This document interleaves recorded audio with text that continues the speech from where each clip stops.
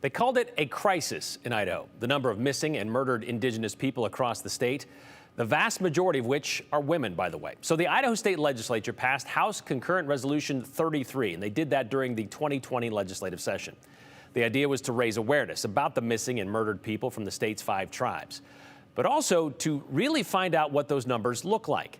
Boise State's School of Public Service did their research and released their report a year later, and that report highlighted the reality. Indigenous people are more likely to go missing, like almost twice the average rate. 75% of them are women, and about 63% of Idaho's missing Indigenous persons have been missing for more than a year. Those are startling numbers, but the report also offered solutions. And as Andrew Bartline tells us, U of I students are kind of taking the reins for what Boise State learned in this study, and they're trying to make something happen, do something about it. Yeah, because there were also some recommendations or solutions that came out of that as well, and that would include expanding education and awareness, really kind of the point of this starting, continuing research related to missing Indigenous people, and also enhancing data collection. Now, a project at the University of Idaho focuses on those 3 points, but at a larger scale. They're on a mission to create an international database dating all the way back to 1980. They want to understand the trends behind these victims and help experts get answers. It's a database of missing and murdered Indigenous women, girls, and Two-Spirit.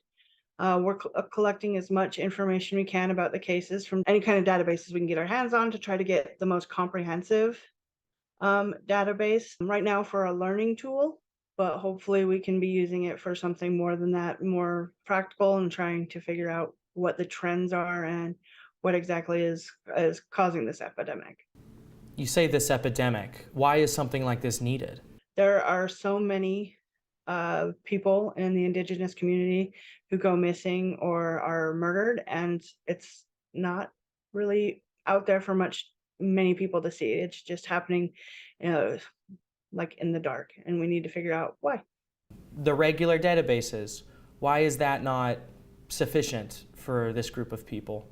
I think it's because of how erratic the people reporting it is. There's a lot of mistrust in the Indigenous community. A lot of places where they're just told, oh, well, they just ran away, rather than looking into them as a legitimate missing person. What is the human aspect that makes you so plugged into it? Well, when I was young, one of my friends growing up, who is Indigenous, his father was murdered. So I just feel like if I have a chance to help, I should do so. And that stuck with you? I was young, so it was like one of those things that just stays with you for a while. What are you learning now? You've said you've gone through like 3,000 cases so far. What is something that's becoming apparent and clear to you? Out of the cases that I had done, maybe 300 that I found were solved. It's very unfortunate, especially because it's not really seen in the media. Why do you think that is? I think that unless you are a traditional, like middle-class white person, you're going to be overlooked. Dr. Hodwitz, who's my mentor, she is in talks with Indigenous community on campus to try to figure out what they would like to do with it, because it's not our story to tell. It's theirs, and we just wanted to hop on there and help, but we ultimately want to give them full reign of what happens with this database.